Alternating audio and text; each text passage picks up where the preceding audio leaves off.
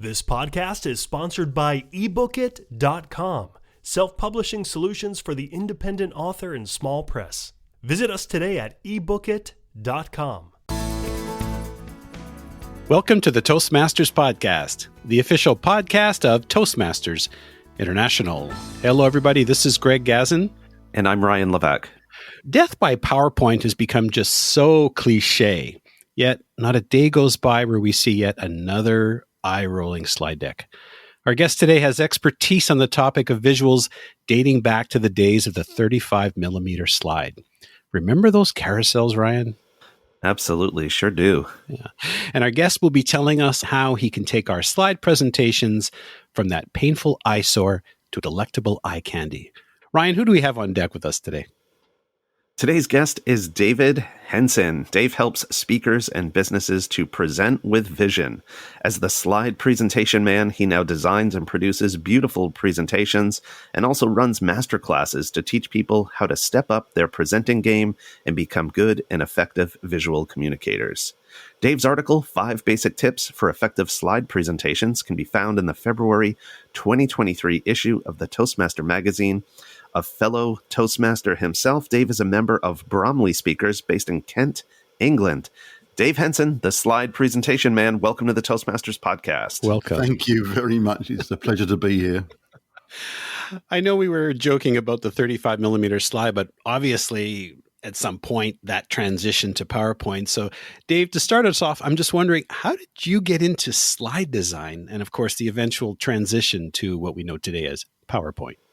Originally, I wanted to be a photographer, so I started off working in a photographic laboratory doing colour printing, and eventually was transferred to the slide department where we produced 35mm slides on a kind of Nikon on a stick, so it was all done with cameras in those days. And I started my first company in 1986 called the Regent Slide Company and bought an Apple IIe computer, which was £7,500. It had 2 typefaces and 64 colours. But it was great. It worked really well, and we produced, hundreds of slides for our customers. Wow. Dave, it's been quite a while since you first began with slide design. Do you use the same design principles that you started with 30 plus years ago, or have they changed over the years? They have changed dramatically, I would say. The reason being is when I started my slide company, the clients would send us a written brief, normally faxed across, and then we would work from that to produce the slides. I'll be honest, they were bullet point slides because that's what the customer sent to us, so we would produce what the customer sent. And this was really in the days before I learned how to communicate, so I was just sitting at a computer and producing, I have to be honest, probably death by PowerPoint for the people that were in the audience. But we didn't really care about the people in the audience. We just did what our customers wanted. And I suppose since then, I've gone from poacher to gamekeeper now. So I've completely changed the way that I do things and how I advise my clients. So yes, the design principles have changed very much so. So it sounds like somewhere along the way, you probably had one of those there has to be a better way moments. Yeah. And I think that happens when you actually sit in the audience and you're bored to tears by a tedious presentation and you think, this isn't working.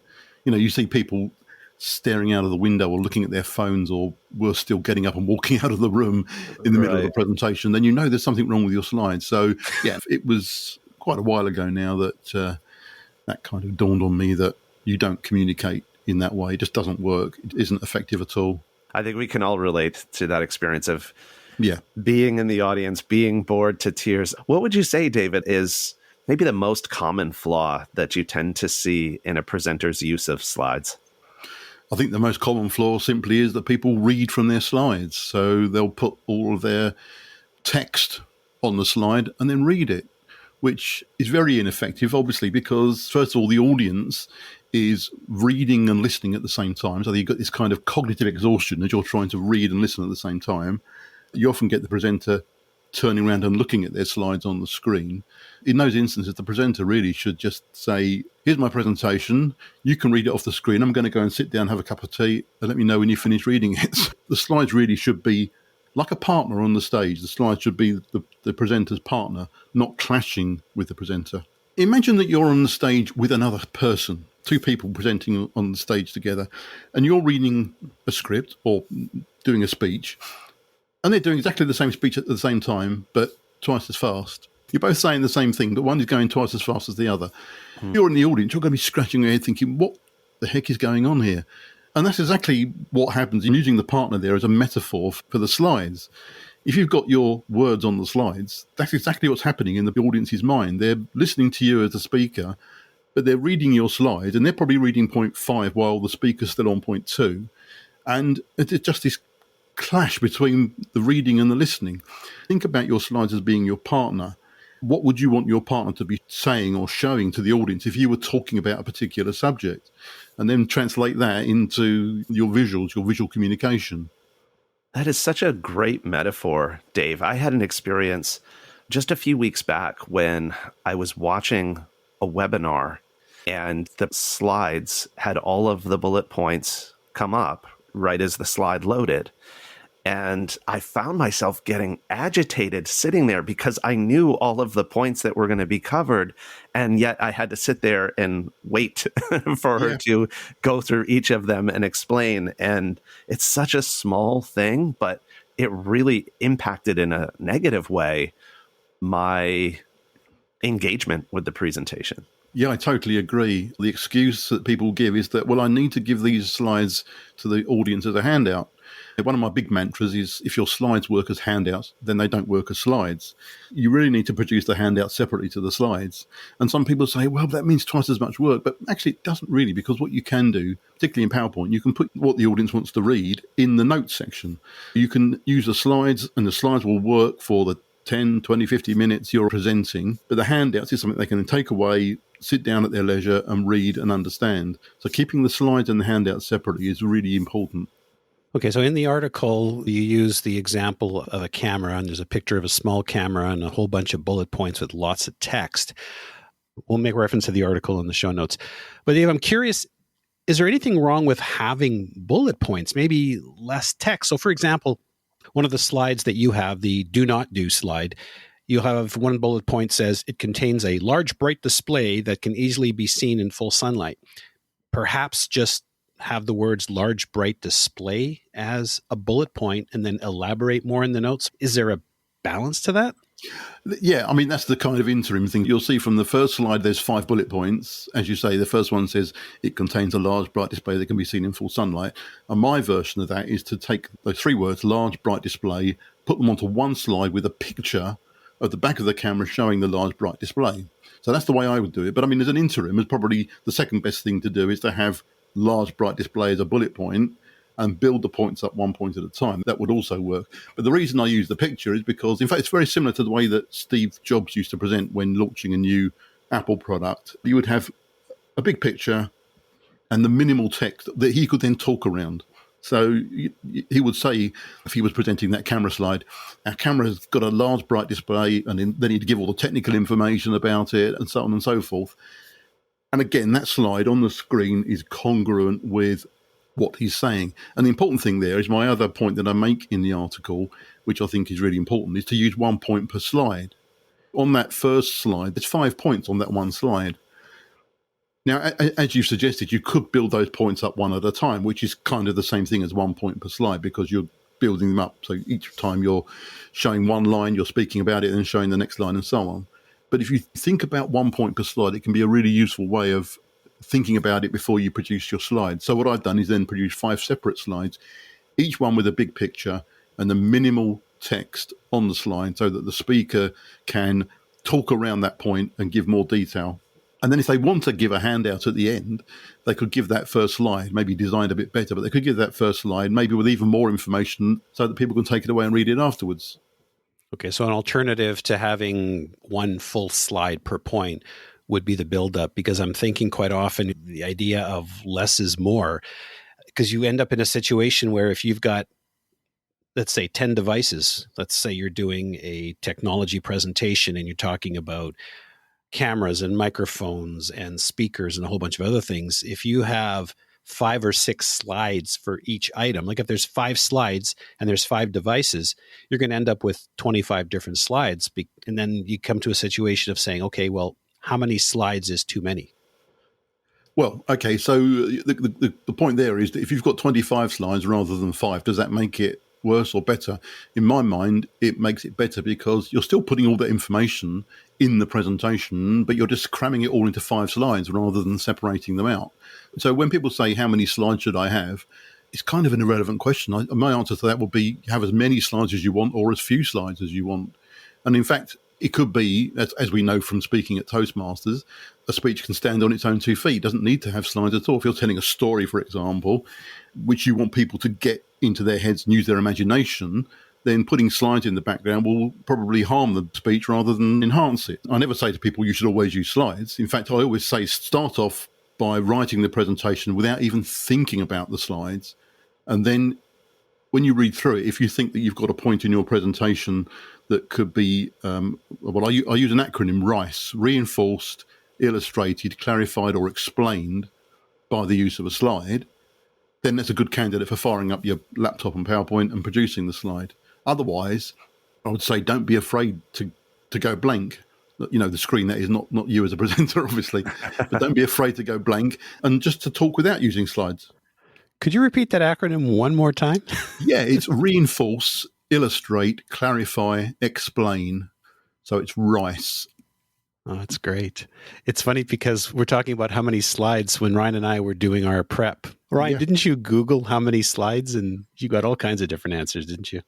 Yeah, there were a number of different suggestions out there. If you should have, 1 slide per 1 minute or 1 slide for every 3 minutes of your presentation, lots of different ideas out there. I think that's all nonsense. The slides are there to do a communication job. You use them when you need them, as you need them. If you've got to put a slide on the screen for 5 minutes because you need to talk about something complex, then that's fine. If you need a slide on the screen for 2 seconds, that's fine as well. Those rules of thumb don't help in any way at all. Well, I think that goes back to your analogy as your slides as a partner. Like just hearing 25 slides, that sounds overwhelming. But when we look at it, and it's almost giving the audience little bite-sized pieces that they can easily take and digest, it actually feels like the exact opposite of overwhelming when I think of it in that context. Yeah, agree. And you could put 200 or 300 slides in the presentation, or you could put 2 in the presentation. And if it's done well, the audience won't even notice how many slides there are because it will be communicating a point that you're making. I think these rules of thumb are not useful at all. They just hamstring you to a certain extent. I think you end up thinking, well, how am I going to do this in 10 slides? If I need 11 slides, how am I going to get this? And what ends up happening is you take the stuff on the slide 11 and put it on slide 10 because someone's told you can only use 10 slides, which is ridiculous. Arbitrary. Yeah, it is. You may have heard of the 10-20-30 rule. That's if you've been Googling it, you may have come across that. Use 10 slides, speak for 20 minutes, and don't use anything smaller than 30 points. What if your boss has told you you've got to give a 30-minute presentation? Then that throws that out of the window straight away.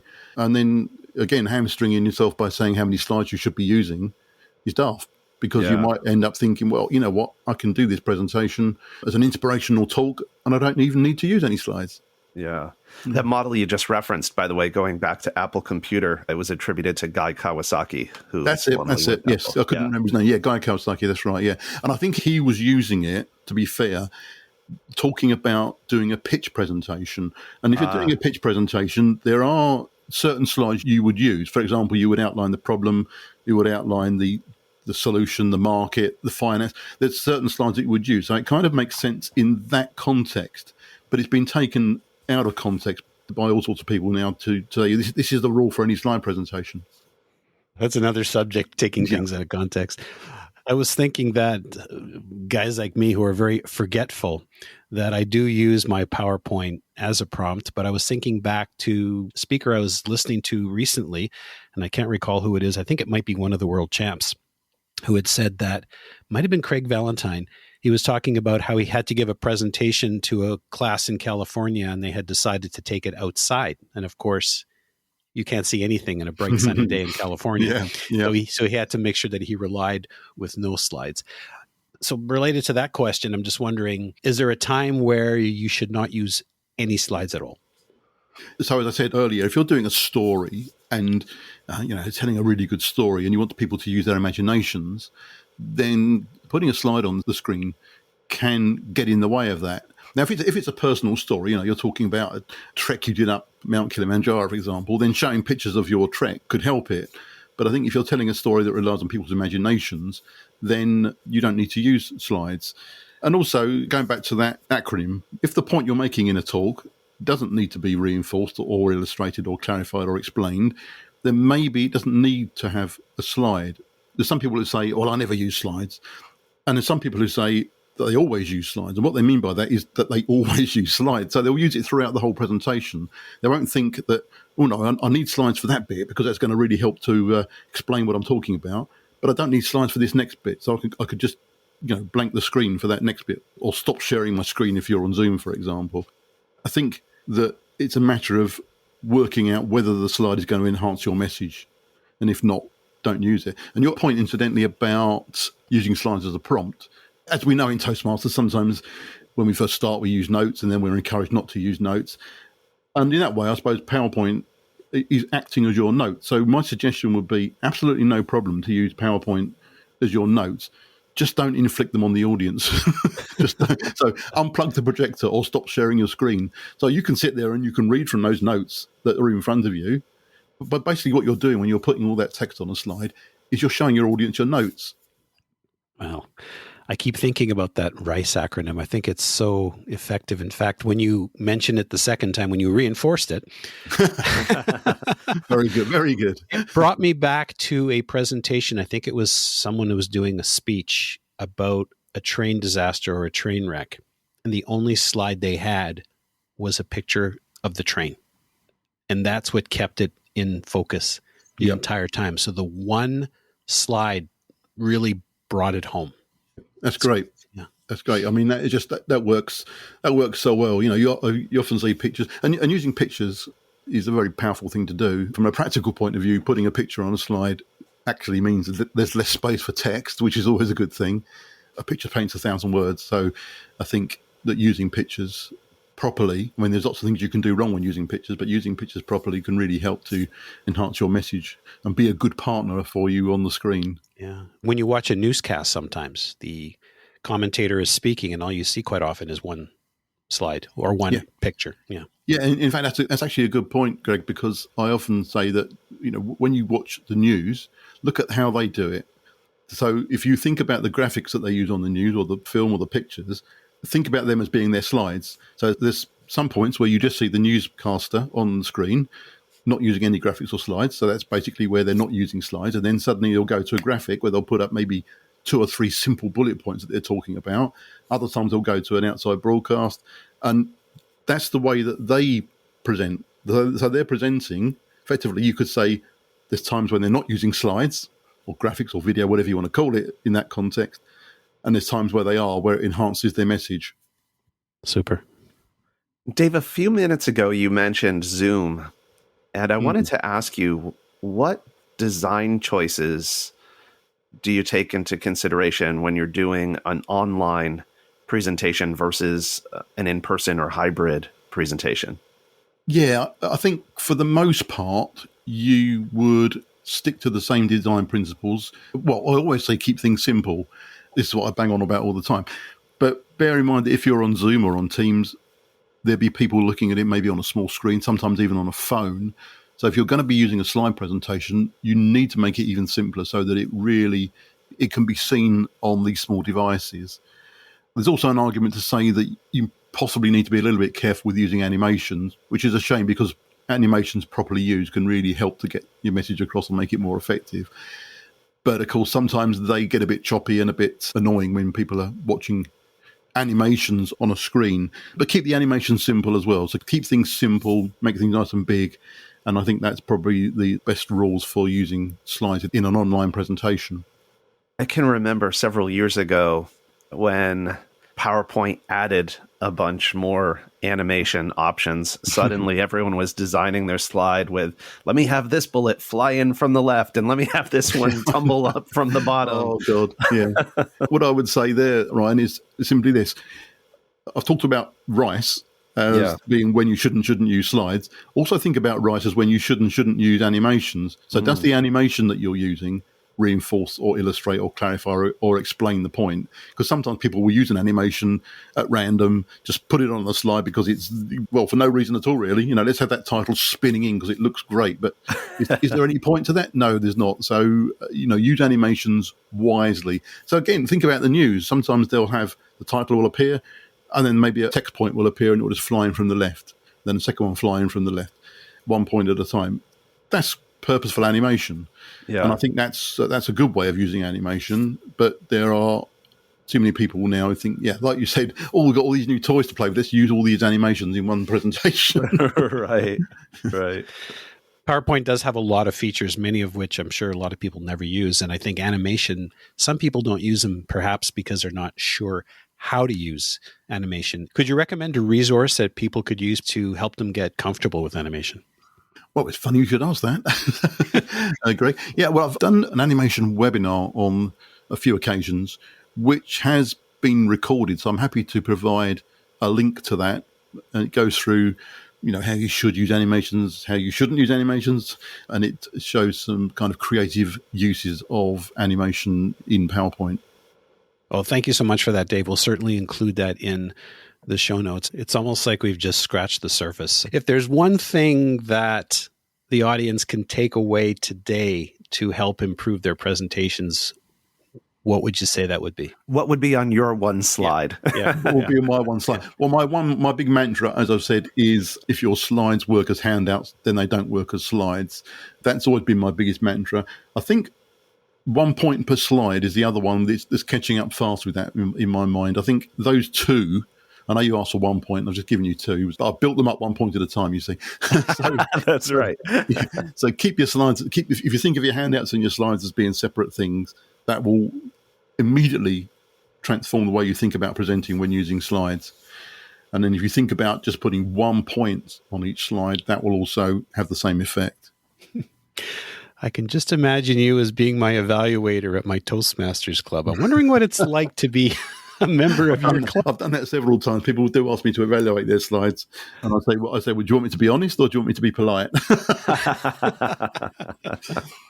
I can see you put a lot of effort into these slides. I salute you for that. Yeah, that's right. You have to, because you have to do the old commendation sandwich. And sometimes you look at the slides and you think, how am I going to say something good about these slides? But you just have to.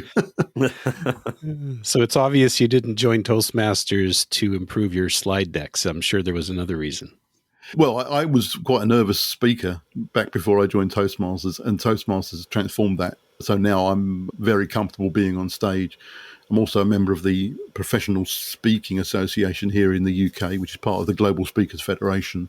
So it's taken me on a big journey and getting back into the slide presentation thing, because I did have a sort of 16-year sabbatical running a web development company, but getting back into the slide presentation thing has been great. That's really thanks to Toastmasters, because it was really when I joined Toastmasters that I thought, you know what, even good presenters use bad slides.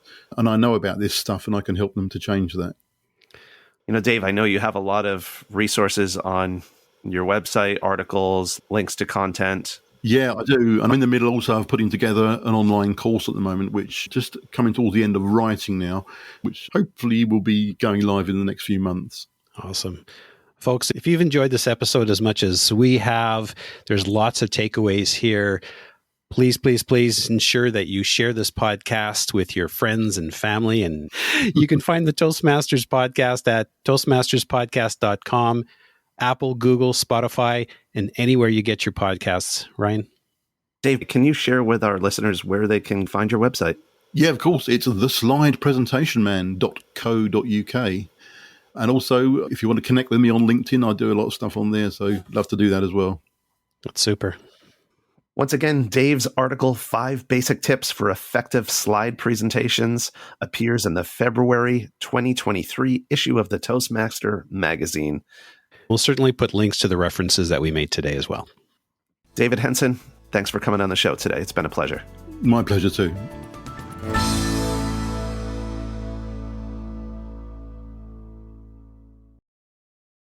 Isn't it about time you published that book you've been thinking about? We can help with that. At ebookit.com, We've been providing authors and small presses with ebook publishing services since 2010.